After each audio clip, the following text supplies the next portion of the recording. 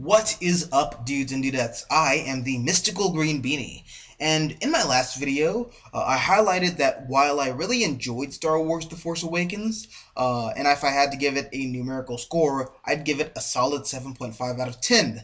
However, I still have some major issues with the film.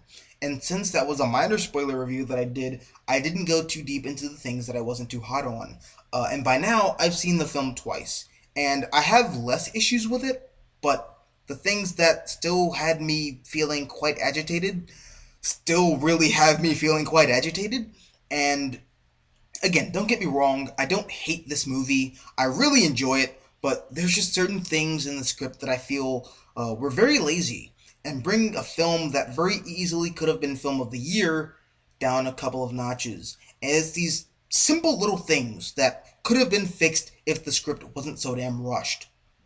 Issue number one, the writing. It's not bad, but it's not great. And I really can't stand the way certain characters are written. For example, Rey. Oh my god, she's a fucking Mary Sue. Okay, she's John Cena. She's Grant Morrison's Bat God. She can't lose. And I really hated that. And to make matters worse, Daisy Ridley plays the character with a weird sense of vulnerability while still being really strong. And Daisy Ridley, I feel, deserved a much better script because she's trying to turn. I don't want to call it a piece of crap, but it's a piece of crap. She's trying to turn a piece of crap into gold. And in the moment, you see gold. But when you stop to think about it, it's like, no, no. That's bullshit. No. And then there's this final battle that she has with Kylo Ren, which I'm gonna get to that later. But fucking hell, I really resisted that. Also, Finn. Now, I've heard people say that, oh, Finn is this masterfully written character, and oh, he's so amazingly written, and blah blah blah. And I'm like, what fucking movie were you watching? Okay, Finn, who I just want to point out is a really cool Easter egg to another classic character in the Star Wars original expanded universe. But anyways, Finn is supposed to be this stormtrooper who is raised from birth to be a cold-blooded killer. And the fact that he rebels against his instincts isn't bad. That's really cool and that's really interesting, and I love that. However, why the fuck is he so jokey? He wouldn't be. If he was raised by, the First Order to be in this, serious and bleak reality that they're trying to build, why would he be so humorous? How would he be so humorous? How would he even know what humor is? Like, and again, it's one of those things where in the moment, I love it, but when I stop to think about it, I start to resist it. And then there's Poe Dameron. So, where the fuck were you for like half the film? I know they make an offhanded reference to his whereabouts, but no, I didn't like that. But regardless, when Poe was on screen, I forgot all about that because Oscar Isaacs is just a phenomenal actor. And again, this is just a brilliant cast doing their best with a script that I feel is beneath them. The only person in this film who I feel was both written and portrayed brilliantly was Kylo Ren, but I feel like more effort should have been focused on the protagonist. Another issue that I took with the film was the final act.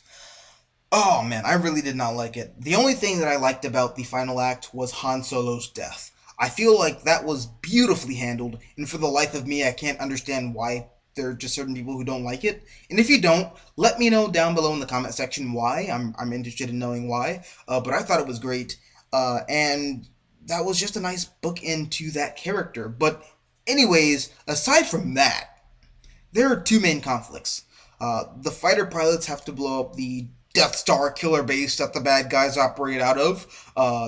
Just fucking stupid. And the lightsaber duel between the protagonist and the antagonist. Okay, so in regards to the former, I felt that it was really cheap. It felt like the movie was trying to shove it in my face that it's doing a callback to episode 4. Hey, we're not the prequels. We're not doing things like the prequels. We're like the original trilogy, see? We do stuff like the original trilogy. You like that, right? You like that, right? You like that, right? And I'm gonna get to that later, but I really hated the fact that they just did episode 4's ending instead of doing something new. And then there's the fight between Rey and Kylo Ren. And as I mentioned earlier, Why? Why? Why does Rey beat Kylo Ren, aka Ben Organa Solo, or Ben Solo? I don't know what his name would be, but anyways, Ben was trained in the ways of the Force from birth. He's been trained to be both a Jedi and a Sith. Then there's Rey, who's this scavenger from dry as a bone but fuck nowhere, and she beats him in a lightsaber duel?